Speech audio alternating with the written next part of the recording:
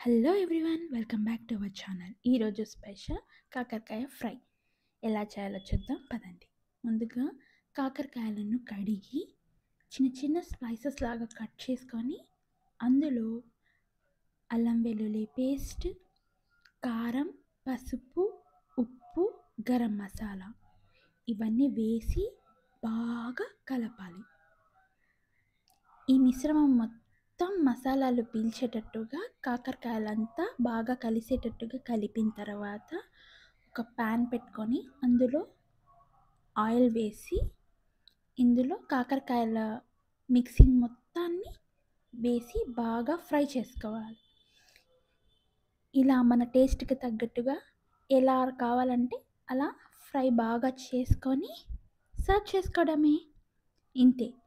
ఇది వేడి వేడి అన్నంలో వేసి కలుపుకొని తింటుంటే వాహ్!